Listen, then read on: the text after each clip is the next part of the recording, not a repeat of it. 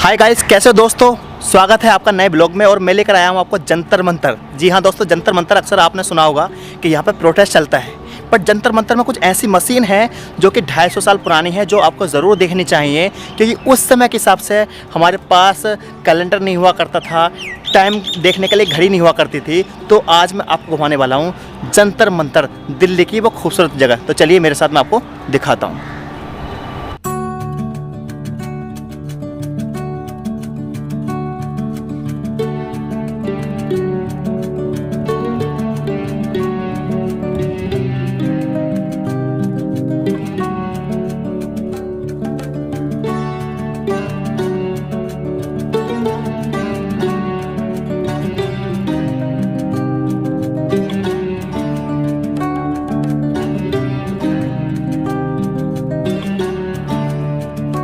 तो दोस्तों, जंतर मंतर आने का ये रास्ता है। अंदर आप जब एंट्री कर लोगे तो एंट्री करने के बाद सबसे पहले आपको जो यंत्र मिलेगा, इसे बोला जाता है मिस्र यंत्र, जो अक्सर आपने किताबों में भी देखा होगा। जब जंतर मंतर देखते हैं तो अक्सर यही तस्वीर लगाई दिखाई देती है। ये जंतर मंतर की पहले यंत्र है जिसका नाम है मिस्र यंत्र। और इसी के अंदर बहुत बड़ा पार्क है और बहुत सारी मशीन है जो अक्सर आपने नहीं देखी होंगी। अगर मैं दिखाना चाहूँ तो देख सकते हो, ये है सबसे बड़ा। इसे बोला जाता है टाइम डायल, यानी टाइम यंत्र। इससे टाइम नापा जाता था। और इसके बराबर में है सम्राट यंत्र, जो कि 45 डिग्री का कोण बनाते थे। और इसके अंदर बहुत सारे यंत्र हैं जो मैं आपको दिखाने वाला हूँ। तो बहुत बड़ा पार्क है, आप यहाँ घूम सकते हो। तो सबसे पहले गाइस हम आपको दिखाने वाले हैं, ये है मिस्र यंत्र। अगर इसके स्ट्रक्चर की बात करें तो ये देख सकते हैं जो दिल के आकार में बना हुआ है। अगर आप देखोगे जो जिस तरीके से दिल बना हुआ है, यानी 2 लाइन साइड में है, 2 लाइन साइड में है। एक्चुअली में ये जो हैं 4 लाइन, ये 4 देशों का टाइम बताते थे। सोचिए 250 साल पहले कितना दिमाग लगाया होगा, कितनी मेहनत की होगी टाइम नापने के लिए। यानी केवल अपने देश का नहीं, विदेश का भी टाइम नाप सकते थे। और एक्चुअली में साइड में आप देख रहे होगे हल्का हल्का जो घुमाव हो रहा है, इसे बोलते हैं सम्राट यंत्र। बट इसे पूरे को जो बोला जाता है वो मिस्र यंत्र बोला जाता है। अगर मैं करीब से दिखाऊँ तो बहुत सारी जगह ऐसी हैं जहाँ पर इन लोगों ने बंद कर दिया, यानी यहाँ पर अलाउ नहीं है, इधर भी अलाउ नहीं है। बट अगर मैं सीढ़ियों की बात करूँ तो यहाँ से अलाउ है। तो अगर मैं यहाँ से अगर चढ़ूँ तो अगर देख पा रहे होंगे ध्यान से, तो कुछ लाइनें अभी भी आपको दिखाई दे रही होंगी। ये टाइम नापती थी, बट लॉजिकली इस समय इसको टाइम नापना मेरे लिए इतना आसान नहीं है। बट इतना समझ लीजिए कि ये 2 लाइन है और इस पर जो है लाइनें खींची हुई हैं और नंबरिंग डली हुई है। इसी तरीके से उस साइड में भी, यानी कहने का मतलब है इससे टाइम नापा जाता था। अब एग्जांपल ले लीजिए, जैसे कोई सूरज की किरणें पड़ी, तो जब 2 लाइन पे पड़ेगी तो तिरछी पड़ेंगी, तो वहाँ टाइम लिखा हुआ आता था कि यहाँ 8 बज रहे हैं। और इधर पढ़ेंगे कि इधर 10:30 बज रहे हैं या 9:30 बज रहे हैं। इसी तरीके से 4 देशों का टाइम नापा जाता था। और बहुत कुछ है यहाँ देखने के लिए। अगर मैं बात करूँ तो इसके सामने और बहुत सारे यंत्र हैं, जिसमें राम यंत्र भी है और भी बहुत सारे यंत्र हैं। ये आप देख रहे हो, सबसे ऊंची दीवार है। एक्चुअली में ये टाइम नापने की यंत्र है। इसे टाइम नापा जाता था। किस तरह से नापा जाता था वो भी मैं आपको बताऊंगा। जंतर मंतर का जो निर्माण है एक्चुअली मोहम्मद शाह के टाइम हुआ था, जो कि जयसिंह ने कराया था। महाराजा जयसिंह कौन थे? यानी मान लीजिए उस समय जब मोहम्मद शाह का टाइम था तो कुछ हिंदू और मुस्लिम जो विद्वान थे उनमें आपस में बहस हो गई थी। टाइम को लेकर बहस हो गई थी, गणित को लेकर बहस हो गई थी, और जो कैलेंडर को लेकर बहस हो गई थी। क्योंकि आपको पता है उसमें ना तो कैलेंडर हुआ करते थे ना टाइम हुआ करते थे, तो बड़ी दिक्कत थी टाइम इन सारी चीज़ों को नापने के लिए। तो उस समय जो महाराजा जयसिंह थे उन्होंने बहुत सारे यंत्रों का जो है उस समय शुरुआत की थी, इनको बनाया था। अगर जंतर मंतर को अगर आप ट्रांसलेशन करेंगे तो समझ में आता है कि एक ऐसा यंत्र जिससे समय को मापा जा सकता है, कैलेंडर को मापा जा सकता है। क्योंकि उस समय समय को मापना और दिन को जानना इतना आसान नहीं था। तो चलिए मैं आपको घुमाता हूँ। तो दोस्तों, अब हम आपको दिखाते हैं, ये है टाइम यंत्र। आप देख रहे हो सबसे ऊंची जो ये है जीनसा, ये टाइम यंत्र है। ऊपर आप देखोगे तो पिलर है।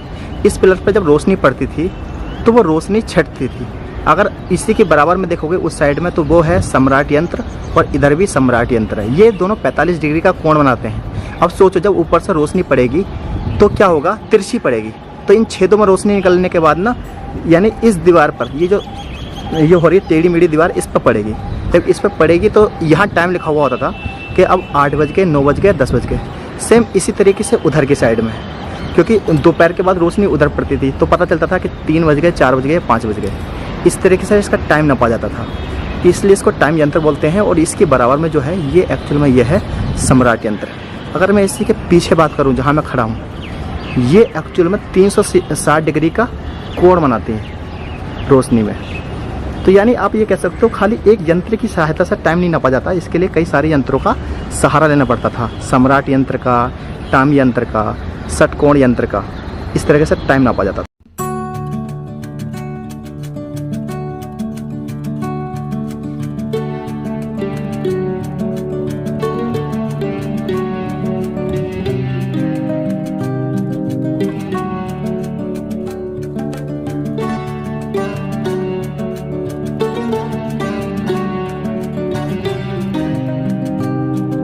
अब हम आपको दिखाने वाले हैं ये है सन कैलेंडर।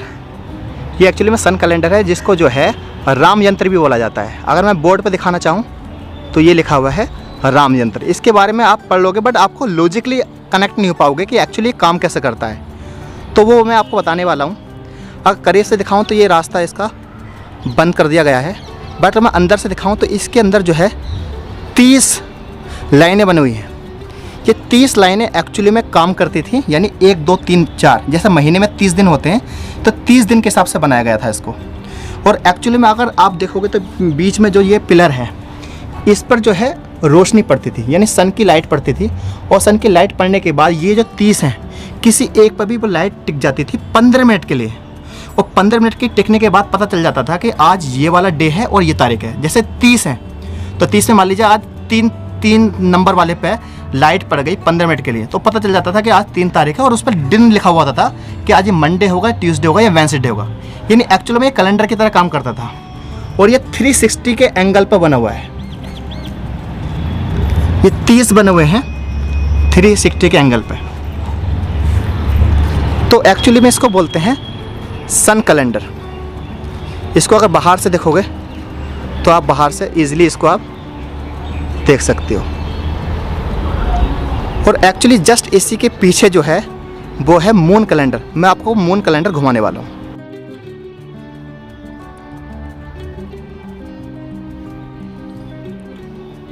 तो आप ये पीछे से देख सकते हैं, ये है मून कैलेंडर। पर एग्जैक्टली ये कैसा काम करता था, जिस तरीके से सूरज कैलेंडर काम करता था सेम इसी तरीके से। अगर मैं आपको अंदर से दिखाना चाहूँ तो सेम ये बिल्कुल कॉपी पेस्ट है। और आप देखोगे तो इसके अंदर भी 30 लाइन बनी हुई है और बीच में जो है एक्चुअली में ये पिलर बना हुआ है। तो आप देखोगे ये अंदर से इस तरीके से है और ये भी है। यानी सूर्य अस्त के बाद इसका काम शुरू हो जाता था, पहले सन कैलेंडर का, फिर इसके बाद मून कैलेंडर का। इसमें भी रोशनी पड़ती थी और किसी एक पार्टिकुलर पिलर पर पड़ती थी, मतलब नीचे जो लाइन है उस पर पड़ जाती थी। इससे पता चल जाती थी कि ये इतनी तारीख की रात है और इतनी तारीख का ये दिन है, यानी मंडे है या ट्यूसडे, इस तरीके से काम करता था ये। तो अब आज के हिसाब से देखना तो बहुत ज़्यादा इन प्रैक्टिकल इतना आसान नहीं है, बट पहले लोग इसी तरीके से आपते थे। यानी जैसे रात को 12 बज गए तो आप एग्जैक्टली कैसे पता कर पाओगे कि अब 12 बजे के बाद जो 1 बज गया है, अब ये दिन कौन सा लग गया है, तो इसकी मदद से वो देखा जाता था। अगर मैं दूर से दिखाऊं तो सारे के सारे यंत्र ऐसे लगते हैं। ये है टाइम यंत्र और इसकी बराबर में ये है सन कैलेंडर और इसकी बराबर में ये है मून कैलेंडर। और यहाँ से पार्क एंड हो जाता है और इसी के पीछे एक्चुअल में जंतर मंतर मैदान है जहाँ पर बहुत सारे लोग प्रोटेस्ट करते हैं और डेली प्रोटेस्ट हो रहा है, यानी अभी भी वहाँ प्रोटेस्ट चल रहा होगा।